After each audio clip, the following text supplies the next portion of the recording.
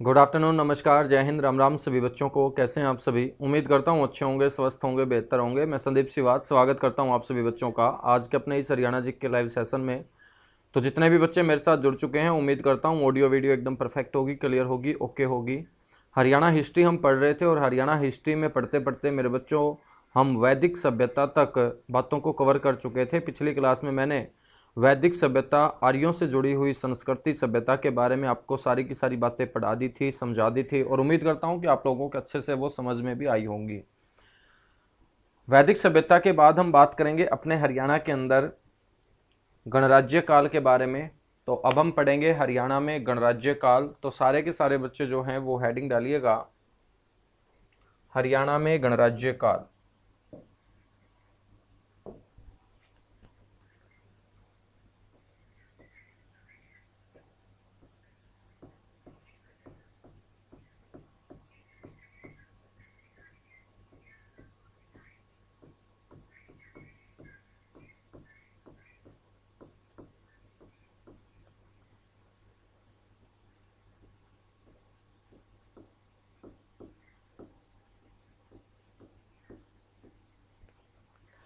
गणराज्य काल का मतलब क्या है मेरे बच्चों? सबसे पहले हमें गणराज्य शब्द समझना पड़ेगा।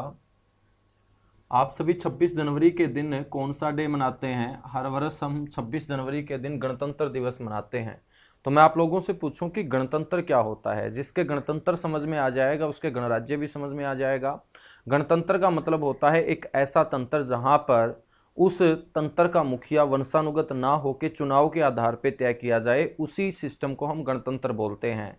जैसे हम 26 जनवरी का दिन गणतंत्र दिवस के रूप में इसलिए मनाते हैं क्योंकि जिस देश के हम रहने वाले हैं उस देश का जो मुखिया है यानी कि राष्ट्रपति जो है वो वंशानुगत ना होकर चुनाव के आधार पर तय किया जाता है। यहाँ पर राष्ट्रपति का बेटा राष्ट्रपति नहीं बनेगा, बल्कि राष्ट्रपति के लिए भी क्या होगा? चुनाव होगा। और ऐसे तंत्र को हम क्या बोल देते हैं? गणतंत्र। और देश का मुखिया राष्ट्रपति का जब इस देश के अंदर चुनाव होता है, इसीलिए 26 जनवरी का दिन हम मेरे बच्चों रिपब्लिक डे, गणतंत्र दिवस के रूप में मनाते हैं। तो गणतंत्र जिसके समझ में आ गया उसके गणराज्य भी समझ में आ जाएगा। तो गणराज्य का मतलब होता है एक ऐसा राज्य जिसका मुखिया वंशानुगत ना होके बच्चों चुनाव के आधार पर तय किया जाएगा, उसी को गणराज्य बोलेंगे। अब देखिएगा, यदि मैं मौर्य काल की बात करूं, गुप्त काल की बात करूं या आगे वर्धन काल की बात करूं, हिस्ट्री के अंदर जितने भी तुम वंश पढ़ोगे तो बच्चों शासक का बेटा ही अगला शासक बनता है, राजा का बेटा ही अगला राजा बनता है। लेकिन हरियाणा के अंदर जो ये काल आया जिसे हम गणराज्य काल बोलते हैं, इस काल के दौरान राजा का बेटा राजा नहीं बल्कि राजा का भी क्या हुआ करता था? चुनाव हुआ करता था। और राजा के चुनाव में आम जनता भाग नहीं लेती थी। जैसे आज राष्ट्रपति के चुनाव में देश की आम जनता भाग नहीं लेती है, ऐसे पहले भी इन गणराज्यों का जो मुखिया होता था उसके चुनाव में आम जनता भाग न लेकर क्षेत्रों के जो कबीले के सरदार होते थे वो भाग लेते थे। कबीले के सरदार जनता के द्वारा चुने जाते थे और कबीले के जो सरदार होते थे बच्चों, उन कबीलों के सरदार के वोट के आधार पर इन गणराज्यों का मुखिया तय किया जाता था। ऐसे काल को हम क्या बोल देंगे? ऐसे काल को सर हम गणराज्य काल बोल देंगे। कौन सा काल? गणराज्य काल बोल देंगे। ठीक है। आपसे क्वेश्चन पूछेगा कि गणराज्य काल की जो शुरुआत हुई वो कब हुई? तो हरियाणा में इस काल की शुरुआत होती है मौर्य साम्राज्य के पतन के बाद।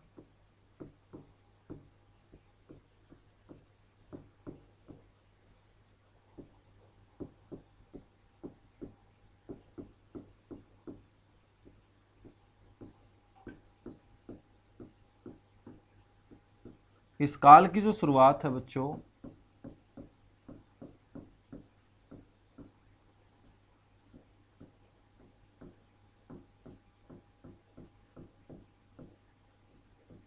वो मौर्य साम्राज्य के पतन के बाद होती है। मौर्य साम्राज्य के पतन के बाद होती है। ठीक है। और इस काल में अपना हरियाणा मुख्यतः 4 गणराज्यों में बटा हुआ था।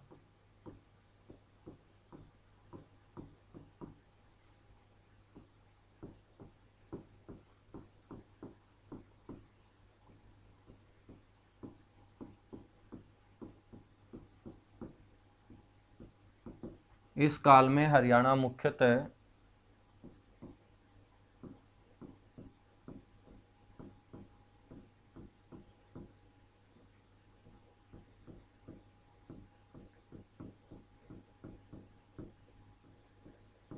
4 गणराज्यों में बटा हुआ था। ठीक है, कौन से थे सर ये 4 गणराज्य? इन 4 गणराज्यों में नंबर 1 जो गणराज्य था वो सबसे शक्तिशाली गणराज्य था बच्चों, नाम था उसका योद्धेय गणराज्य।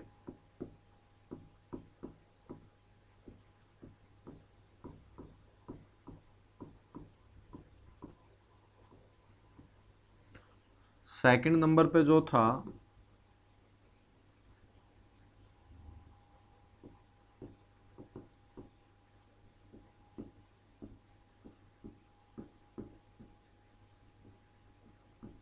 वो था कुणिद गणराज्य।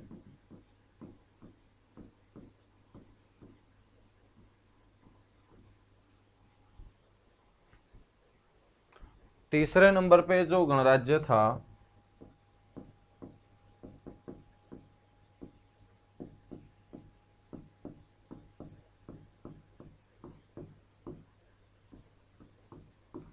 वो था अर्जुनायन गणराज्य।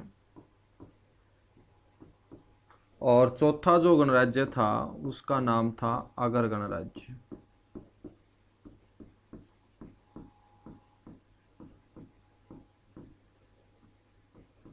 ठीक है, तो 4 गणराज्यों में अपना हरियाणा बटा हुआ था। इनमें जो सबसे पहला गणराज्य था उसको हम पढ़ना स्टार्ट करेंगे। तो नंबर 1 हेडिंग डालिएगा योद्धेय गणराज्य।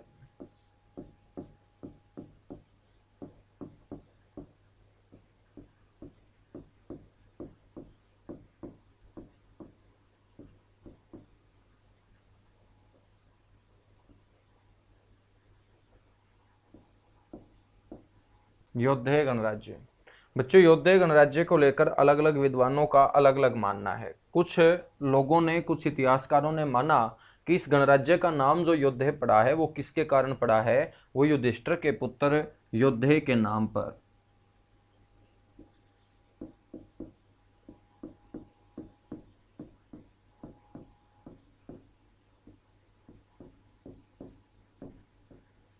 तो मेरे बच्चों इस गणराज्य का जो नाम योद्धेय पड़ा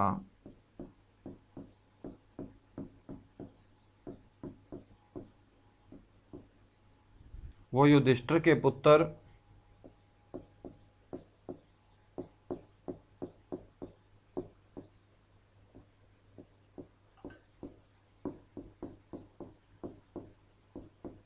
योद्धेय के नाम पर बताया जाता है।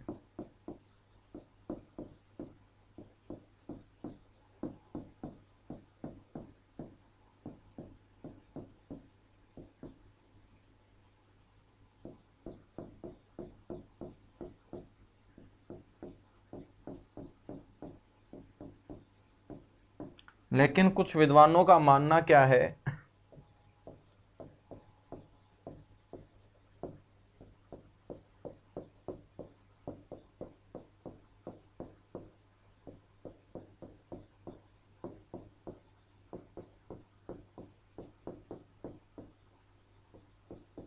तो कुछ विद्वानों के अनुसार योद्धेय शब्द की जो उत्पत्ति है बच्चों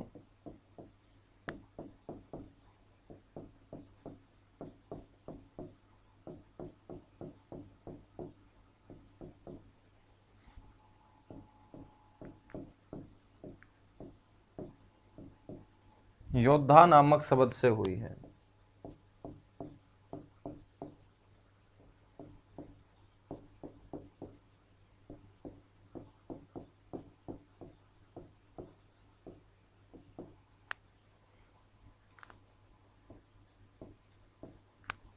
ठीक है, योद्धा नामक शब्द से हुई है। तो कुछ विद्वानों ने बोला है कि ये जो योद्धेय शब्द आया है ना, ये योद्धा से निकल के आया है। और योद्धा कौन होता है? योद्धा होता है जो युद्ध के ऊपर क्या हो? आधारित हो, आश्रित हो, जो बहादुर होगा, लड़ाकू होगा, साहसी होगा, ऐसी प्रवृत्ति के इंसान को हम योद्धा बोलेंगे, है ना। तो योद्धा प्रवृत्ति के लोग इस गणराज्य के होते थे, इसलिए उन्होंने बोला कि इस गणराज्य का नाम योद्धेय पड़ा है। अब इस बात की पुष्टि कहाँ से होती है? ध्यान रखेंगे,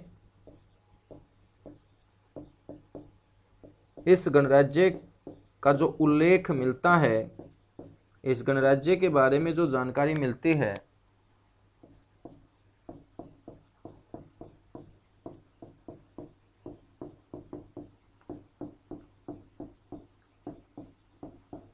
वो जूनागढ़ अभिलेख से प्राप्त होती है। जूनागढ़ एक जगह है बच्चों गुजरात के अंदर।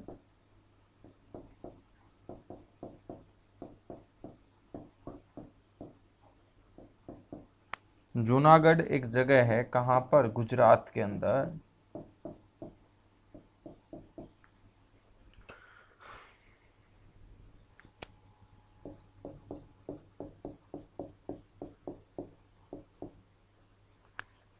प्राप्त होती है।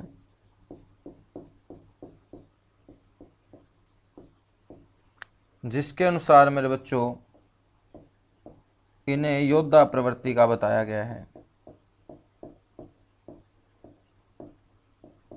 इस अभिलेख के अंदर इन्हें लड़ने वाला, लड़ाकू, वीर, बहादुर, साहसी योद्धा बताने का काम किया गया है। तो जूनागढ़ अभिलेख जो प्राप्त हुआ वो कहाँ से प्राप्त हुआ है सर? वो गुजरात से प्राप्त हुआ है। तो जल्दी से इसको नोट कीजिएगा, उसके बाद हम आगे बढ़ेंगे।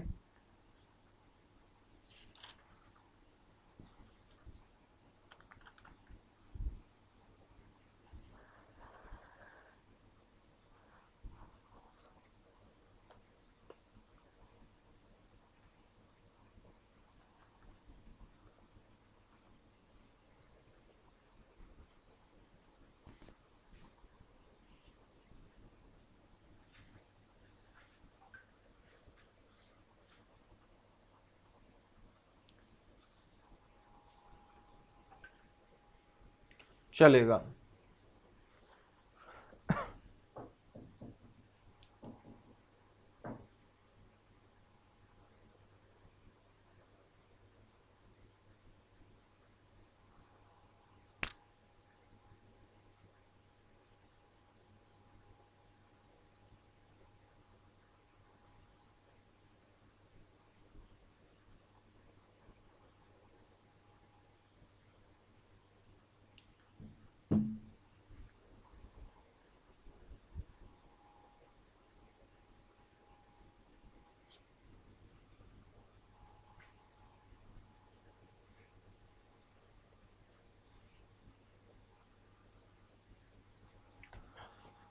नेक्स्ट हम बात करेंगे मेरे बच्चों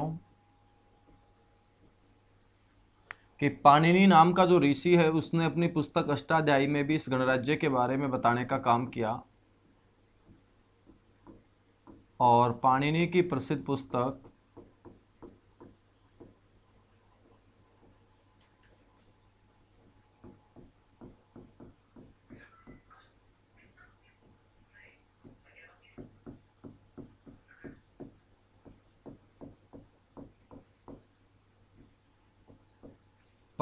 प्रसिद्ध पुस्तक अष्टाध्यायी में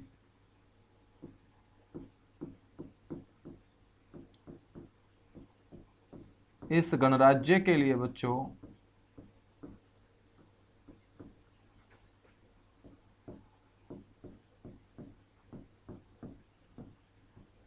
आयुधजीवी शब्द का प्रयोग किया गया है।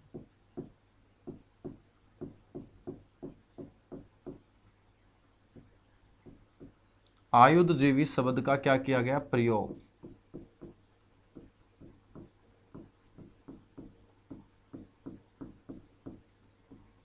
जिसका अर्थ होता है शस्त्रों पर निर्वाह करने वाला।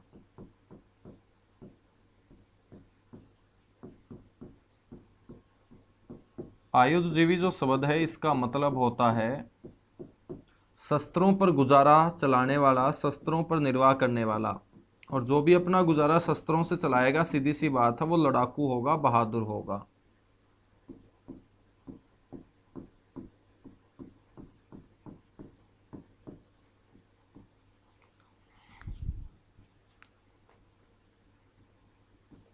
शस्त्रों के ऊपर निर्वाह करने वाला। ठीक है।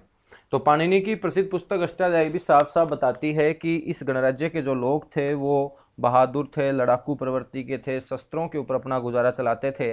इसीलिए बच्चों साफ तौर पर स्पष्ट होता है कि इस गणराज्य का जो नाम योद्धे लिया गया है वो योद्धा नामक शब्द से ही लिया गया। लेकिन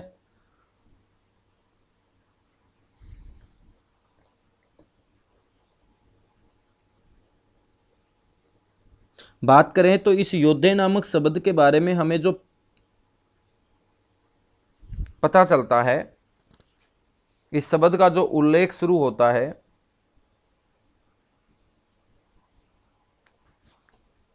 वो 5वीं सदी ईसा पूर्व से पता चलता है। तो योद्धे शब्द का उल्लेख जो शुरू होता है सर्वप्रथम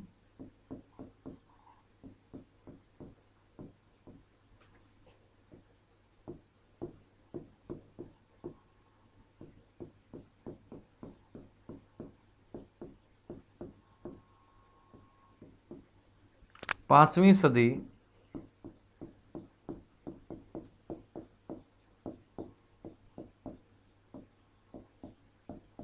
ईसा पूर्व से।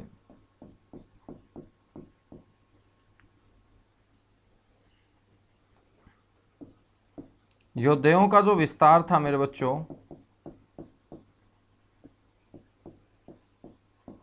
वो राजस्थान, हरियाणा और पंजाब में था।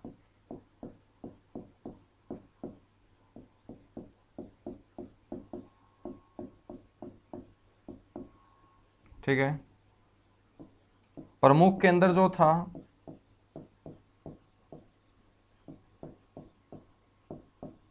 इनका जो प्रमुख केंद्र था वो अपना हरियाणा ही था।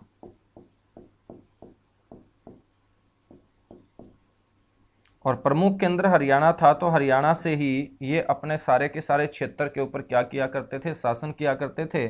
जहां से शासन होगा उसे क्या बोल देंगे, राजधानी बोल देंगे। तो योद्धेयों की जो राजधानी बताई गई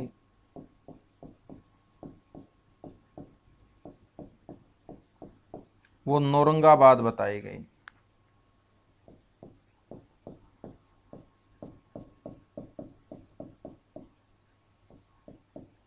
नौरंगाबाद को प्रिकर्तनाग के नाम से भी जाना जाता है बच्चों। भिवानी जिले का ये गांव है। योद्धेयों की राजधानी नौरंगाबाद या प्रिकर्तनाग बताई गई। लेकिन हम बात करें इतिहासकार अल्तेकर की, एक हिस्टोरियन ऐसे हुए जिनका मानना है इनकी राजधानी नौरंगाबाद नहीं बल्कि रोहतक होती थी। उसका नाम है अल्तेकर।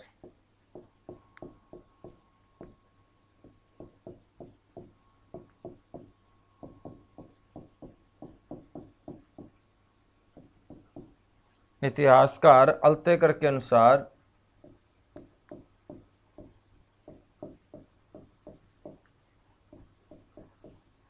योद्धेयों की जो राजधानी थी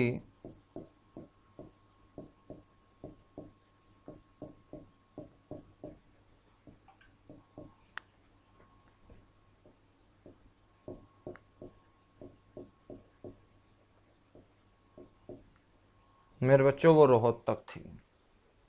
ठीक है, कौन सी होती थी, रोहतक होती थी। जल्दी से नोट कीजिएगा, उसके बाद हम आगे बढ़ेंगे, कुछ और योद्धेयों के बारे में चर्चा करेंगे। योद्धेयों के सबसे पहले जो सिक्के प्राप्त होते हैं वो कैप्टन कोटले के द्वारा उत्तर प्रदेश के सहारनपुर से प्राप्त किए जाते हैं। हरियाणा क्षेत्र के अंदर योद्धेयों के सिक्के प्राप्त करने का श्रेय कनिंगम को जाता है।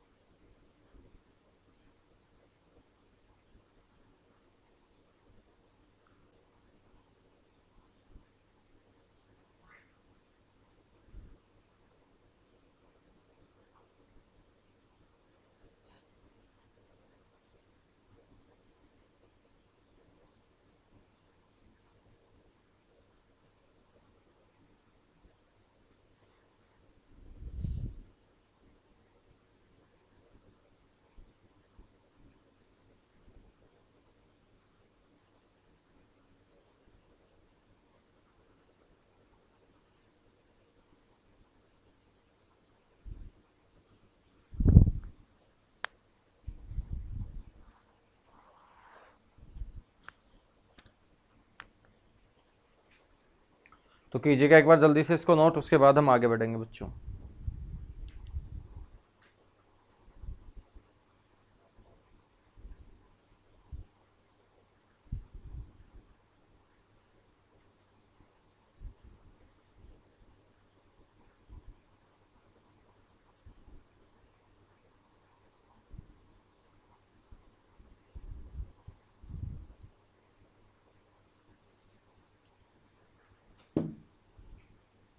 चलिएगा आगे बढ़ेंगे फिर।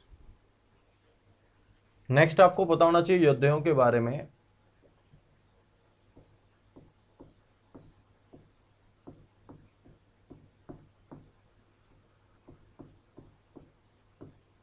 कि इन योद्धाओं का जो पूजनीय देवता था बच्चों,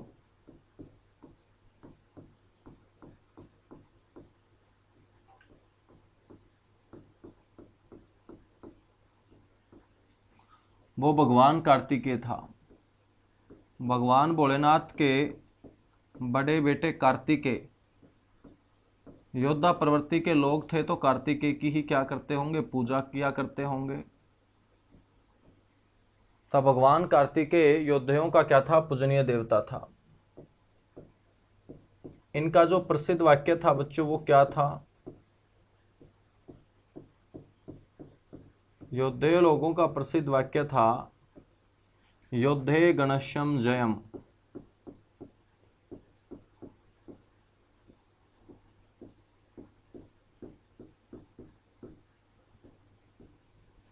योद्धे गणश्यम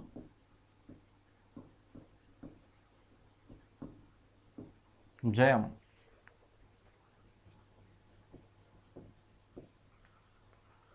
योद्धाओं के सिक्कों के ऊपर भी एक वाक्य अंकित पाया गया बच्चों।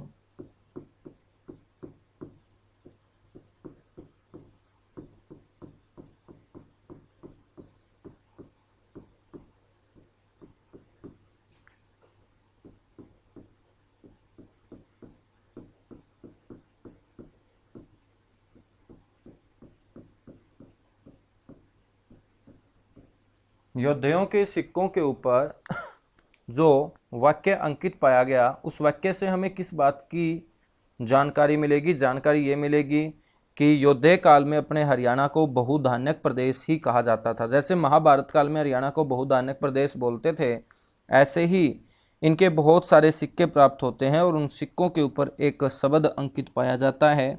वो जो शब्द अंकित पाया गया मेरे बच्चों,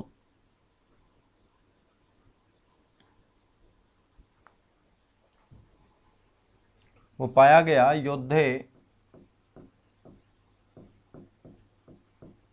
याम बहुधानक्यम। बहुधानक्यम, ठीक है। इससे पता चलता है कि योद्धे काल में हरियाणा का क्या नाम होता था,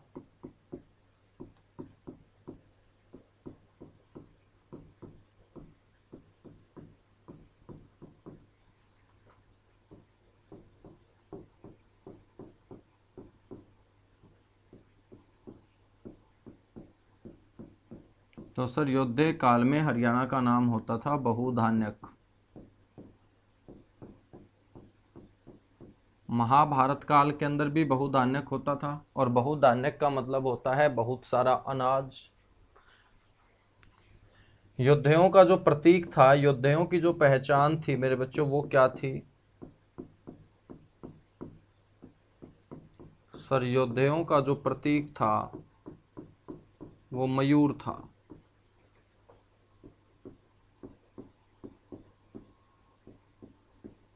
मयूर का मतलब आप समझते होंगे मोर।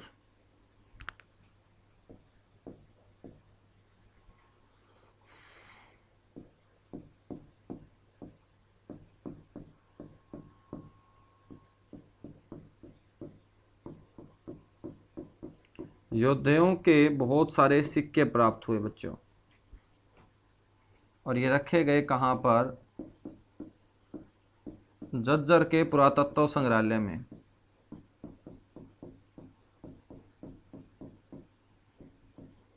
तो योद्धकालीन सिक्के जो आज रखे गए हैं, इनका जो विशाल संग्रह आपको नजर आएगा सिक्कों का, वो झज्जर के पुरातत्व संग्रहालय में नजर आएगा। सर ये कौन कौन से सिक्के हैं, हम बात करें तो सहारनपुर उत्तर प्रदेश से इनके सिक्के प्राप्त हुए।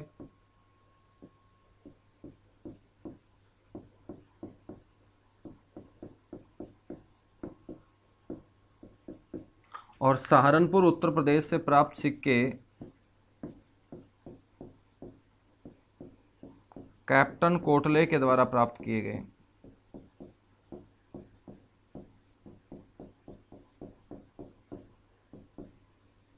ठीक है।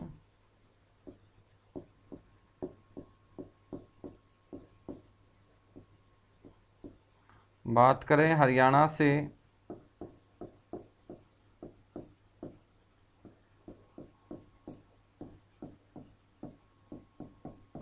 कनिंगम नाम के आर्कियोलॉजिस्ट पुरातत्ववेत्ता के द्वारा प्राप्त किए गए। हरियाणा का एक स्थान रोहतक,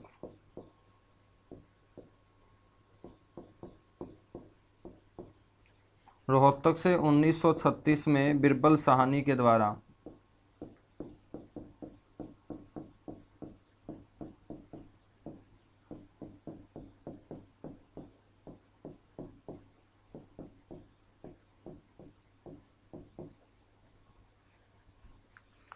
बहुत बड़ी मात्रा में सिक्के प्राप्त किए गए।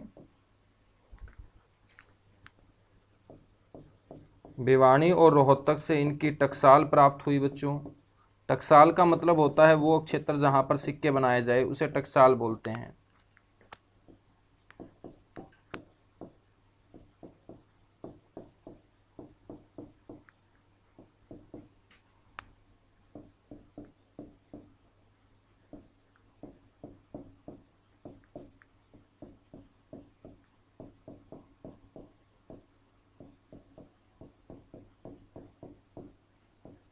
इनकी टकसाल क्या होती है? प्राप्त होती है। तो भिवानी और रोहतक से इनकी टकसाल भी क्या होती है सर? अप्राप्त होती है। ठीक है। हम बात करें तो योद्धाओं और कुषाणों के बीच क्या हुआ? संघर्ष भी हुआ।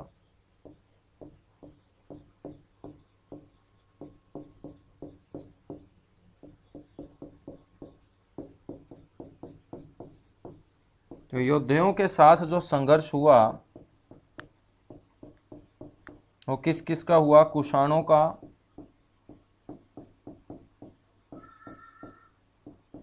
और अंत में गुप्तों का बच्चों।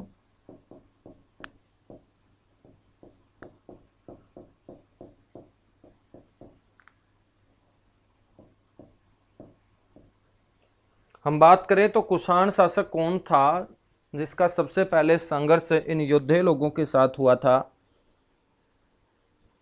उसका नाम था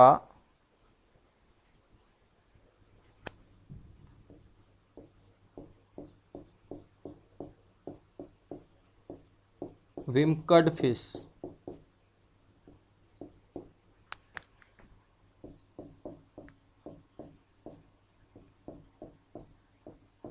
ये प्रथम कुषाण शासक हुआ बच्चों।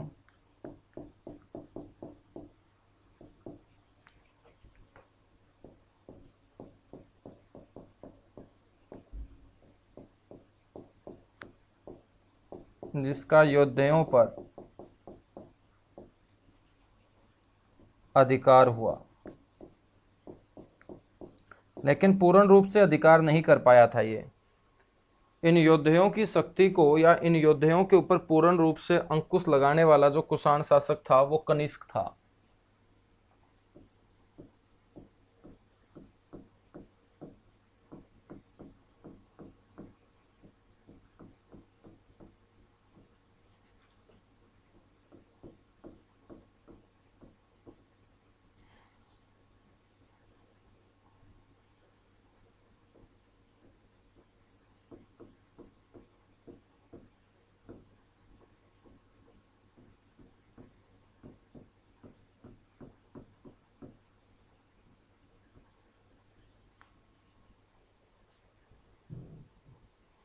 योद्धाओं के ऊपर पूर्ण जो अंकुश लगाया वो किसने लगाया मेरे बच्चों? कनिष्क ने लगाया है। ठीक है। हम बात करें तो योद्धे शक्ति का जो अंत किया वो किसने किया? या योद्धाओं का अंतिम संघर्ष बोल सकते हैं इसे। इसके बाद योद्धे शक्ति का कभी नाम नहीं आएगा इतिहास में।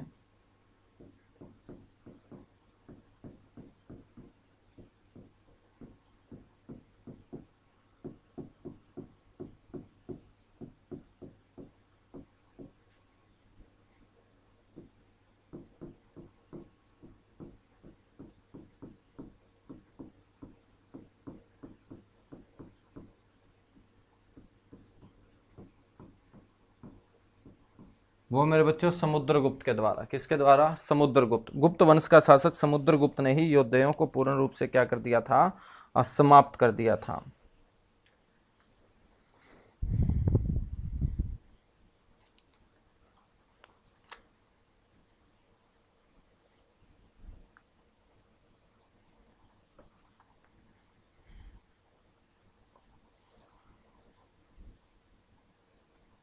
और इनका बाद में गुप्त साम्राज्य के अंदर क्या हो जाता है? विलय हो जाता है। ठीक है।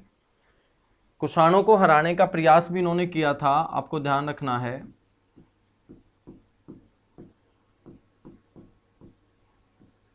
योद्धे लोगों द्वारा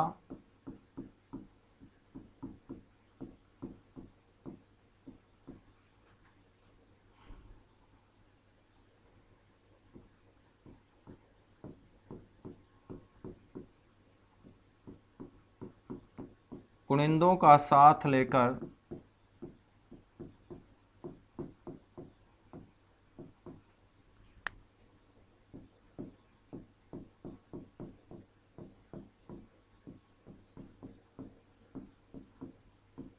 कुषाणों को हराने का प्रयत्न किया गया था।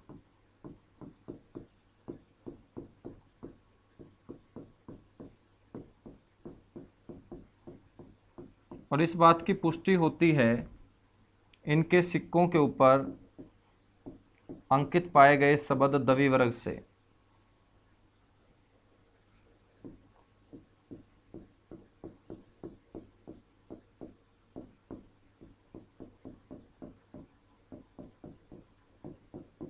इनके सिक्कों पर प्राप्त द्विवर्ग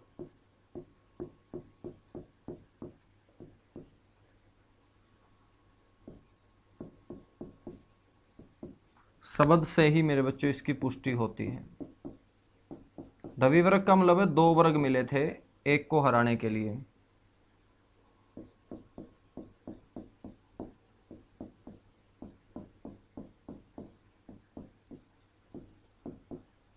ठीक है। तो ये आपका कौन सा गणराज्य था सर? ये आपका था योद्धे गणराज्य।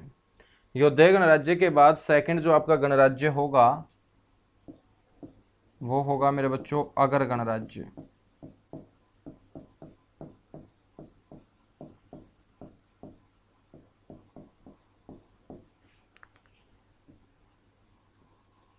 अगर गणराज्य के बारे में हम बात करें तो अगर गणराज्य का जो विस्तार था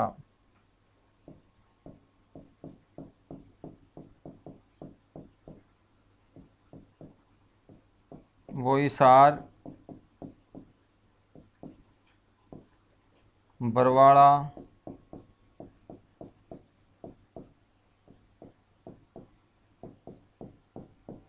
अग्रोहा,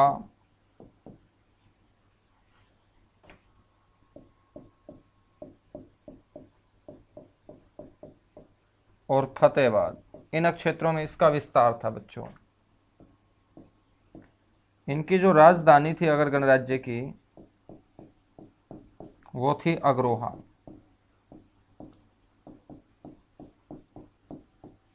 तो अगर गणराज्य की राजधानी होती थी अग्रोहा। ठीक है।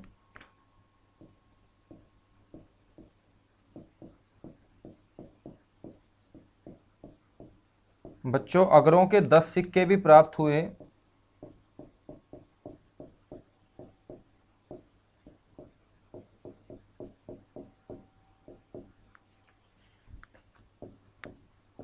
जिसमें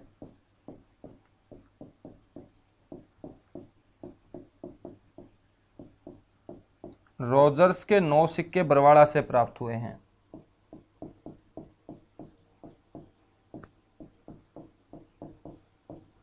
बरवाड़ा जो हिसार जिले की तहसील है यहाँ पर भी अगर गणराज्य होता था।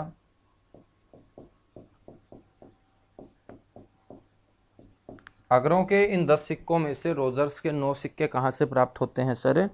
बरवाड़ा से प्राप्त होते हैं। ठीक है। तो ये रोजर्स को 9 सिक्के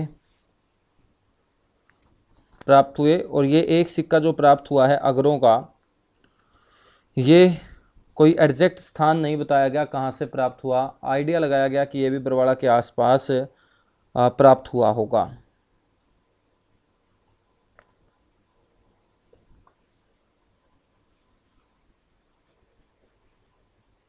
कीजिएगा बच्चों जल्दी से इसको नोट, उसके बाद हम आगे बढ़ेंगे ना।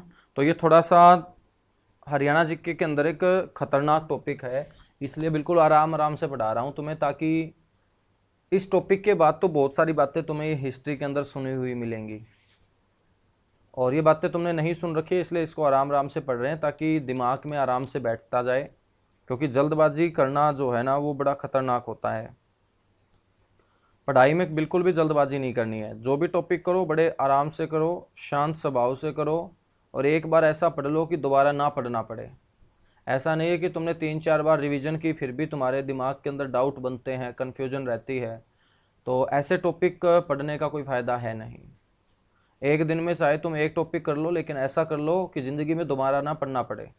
ऐसा मत करना कि आज पढ़ा है तो कल भी पढ़ेंगे, और कल पढ़ेंगे तब भी ना समझ में आएगा तो फिर परसों पढ़ेंगे, और परसों भी ना समझ में आया तो फिर एक बार और पढ़ेंगे, और फिर ना समझ में आया तो तुम बोल दोगे पढ़ाई मुश्किल है।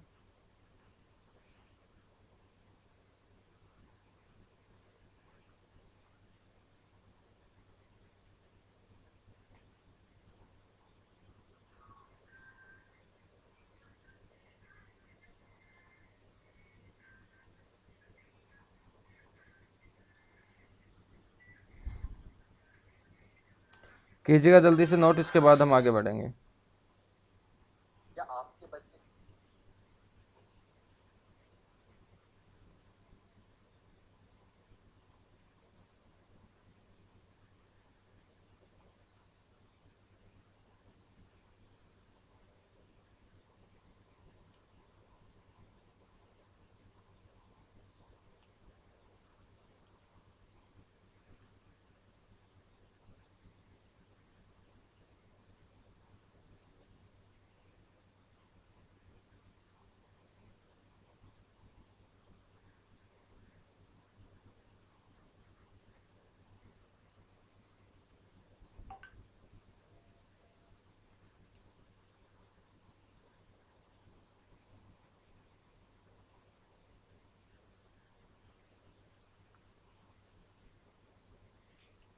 चलेगा बच्चों, बात करते हैं अब अगर गणराज्य के बारे में। तो 1938-39 के अंदर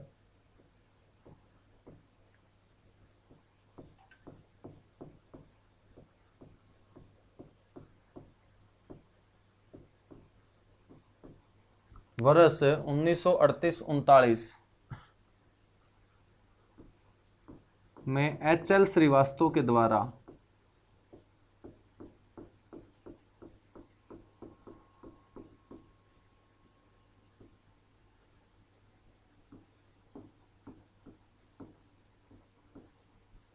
अड़तीस उनतालीस में HL श्रीवास्तव के द्वारा अग्रोहा से ही मेरे बच्चों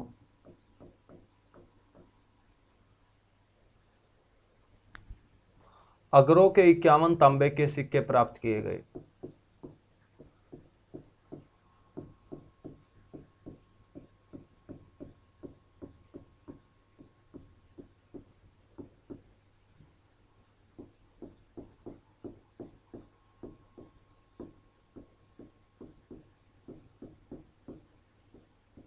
अगरो के 51 तांबे के क्या प्राप्त किए गए? सिक्के प्राप्त किए गए।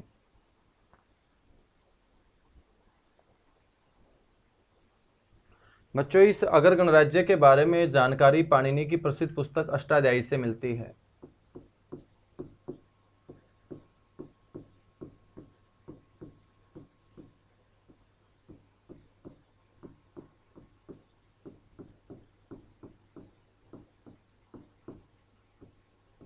अगर गणराज्य की जो जानकारी है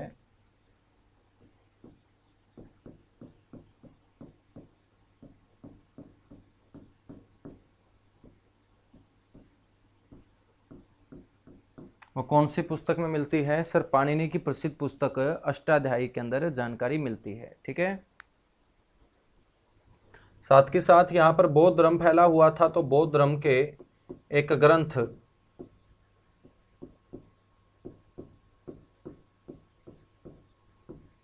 और इस ग्रंथ का नाम है मेरे बच्चों स्रोत सूत्र।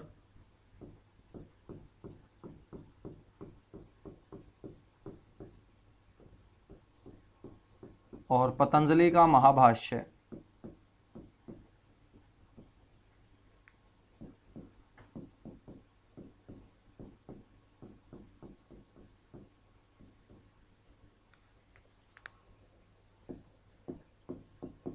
में भी अगर गणराज्य की क्या मिलती है, जानकारी मिलती है।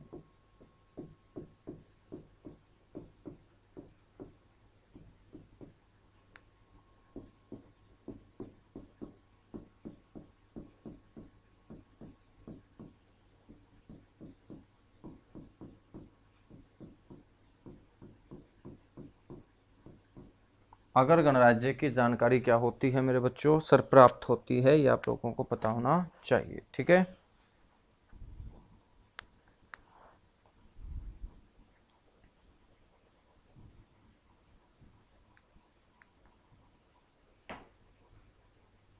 बच्चों सिकंदर के समय भी ये गण विद्यमान था।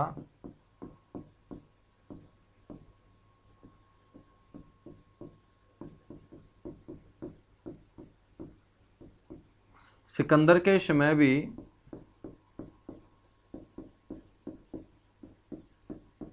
अगर गण क्या था आपका, विद्यमान था।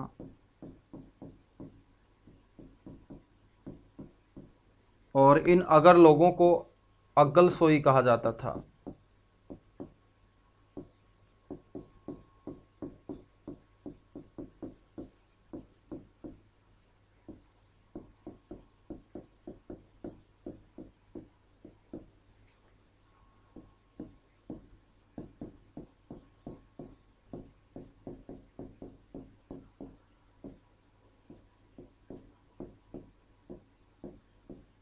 अग्गल सोई कहा जाता था।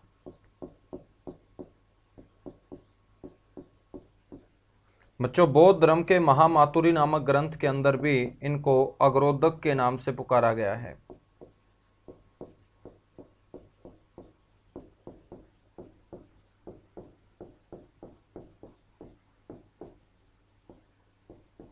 बौद्ध धर्म के महामातुरी नामक ग्रंथ में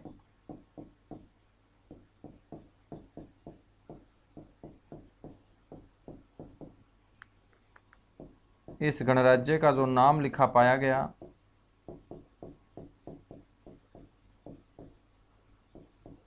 वो अग्रोदक लिखा पाया गया है। क्या लिखा पाया गया है? अग्रोदक लिखा पाया गया है। ठीक है बच्चों,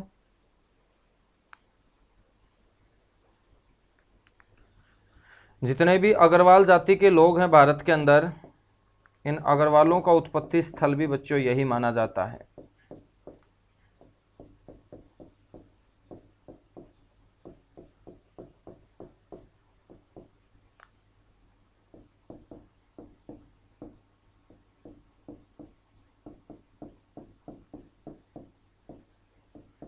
महाराजा अग्रसेन की राजधानी भी यही माना जाता है। कईयों ने महाराजा अग्रसेन की राजधानी होने के कारण इसका नाम अग्रोहा बताया है।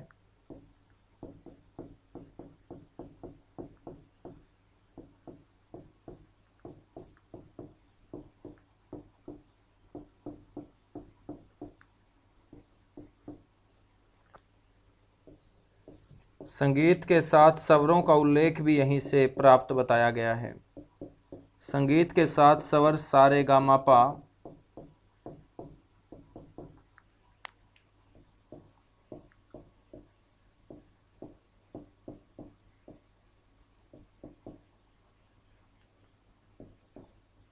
ये भी कहाँ से प्राप्त हुआ है? अग्रोहा से प्राप्त हुआ है।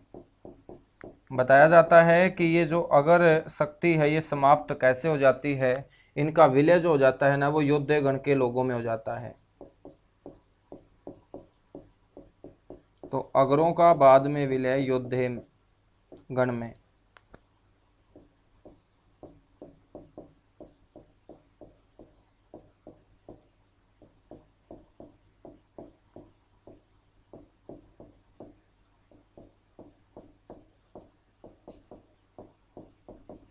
ठीक है, तो ये था आपका दूसरा गणराज्य। नाम है इसका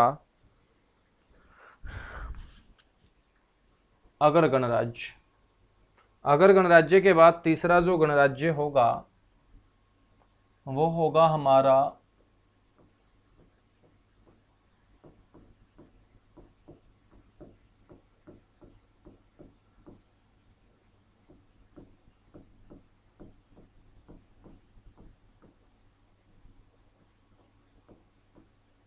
अर्जुनायन गणराज्य। बच्चों अर्जुनायन जो गणराज्य है इसका विस्तार था दक्षिण हरियाणा क्षेत्र में।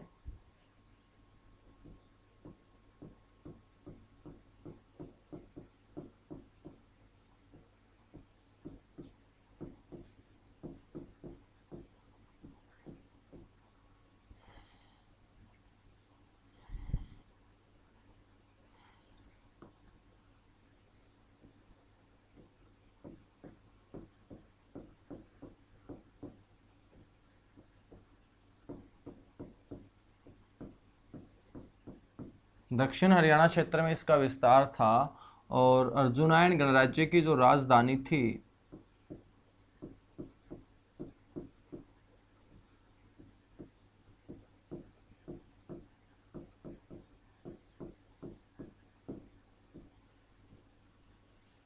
वो थी मेरे बच्चों महेंद्रगढ़। क्या थी? महेंद्रगढ़ थी। तो इसकी जो राजधानी थी ना वो आपको ध्यान रखना है, महेंद्रगढ़ थी।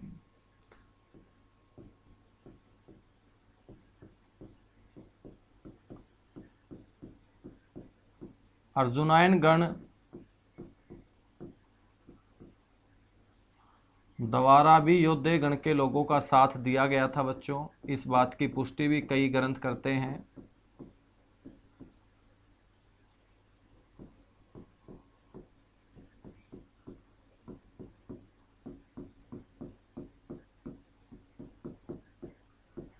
तो योद्धे गण के लोगों का क्या दिया गया था सर? साथ दिया गया था। अर्जुनायन गण के द्वारा योद्धे गण के लोगों का क्या दिया गया था? साथ दिया गया था।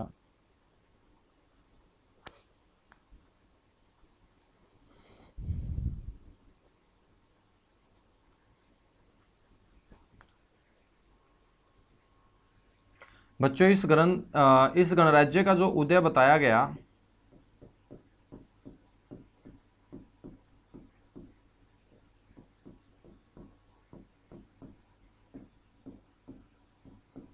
वो 200 ईसा पूर्व बताया जाता है। 200 BC बताया जाता है। ठीक है।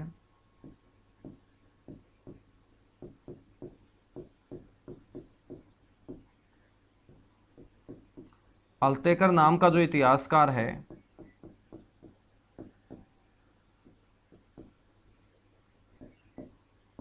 के अनुसार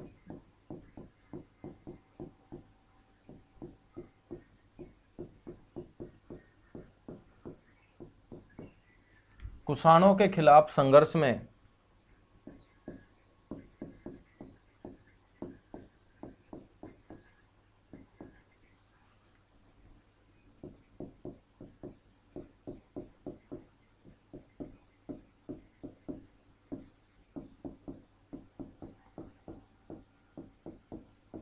इस गण ने मेरे बच्चों योद्धे और कुनिंदों का साथ दिया था।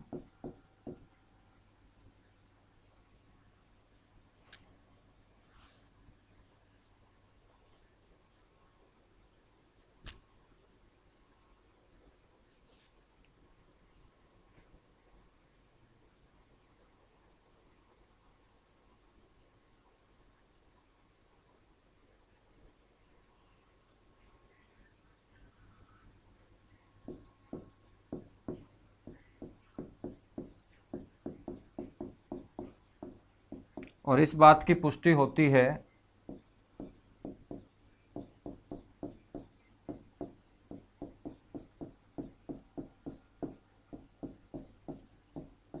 कुछ सिक्कों पर प्राप्त त्रिशब्द से।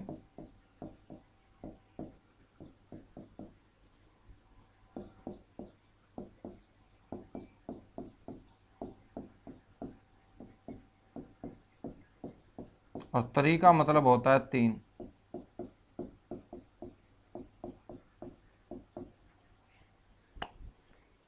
ठीक है। ये था आपका गणराज्य 3 नंबर अर्जुनायन। अर्जुनायन के बाद पढ़ेंगे चौथा गणराज्य है बच्चों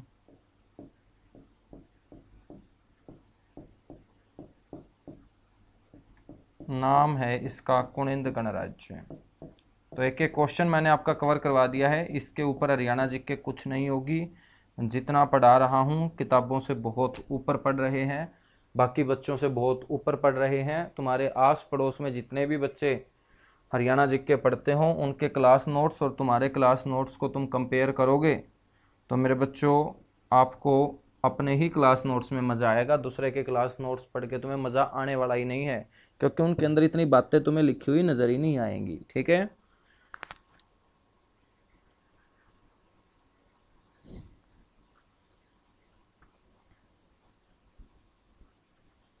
कुनिंद जो है ना एक छोटा सा गणराज्य था। हम इसे सबसे छोटा गणराज्य भी बोल सकते हैं।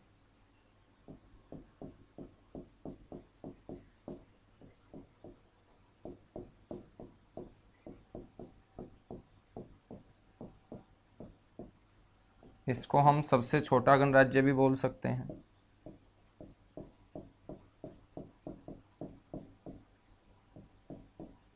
और इसका जो विस्तार क्षेत्र था मेरे बच्चों वो एक अम्बाड़ा के अंदर, यमुनानगर के अंदर,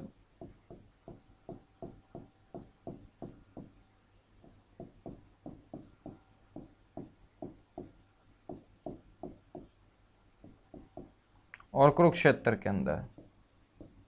बात करें सर कुनिंदों की राजधानी कौन सी थी? सर कुनिंदों की जो राजधानी थी वो अम्बाड़ा थी।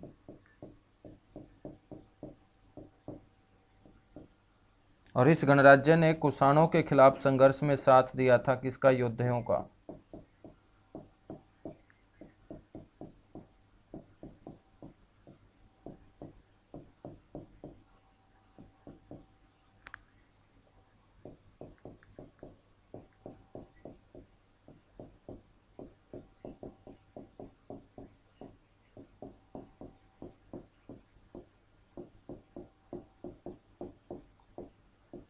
योद्धेगण का। ठीक है। तो आज हमने चारों के चारों गणराज्यों को क्या कर लिया है मेरे बच्चों? कवर कर लिया है।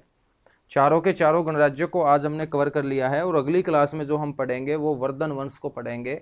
वर्धन काल को हम क्या करेंगे? डिस्कस करेंगे।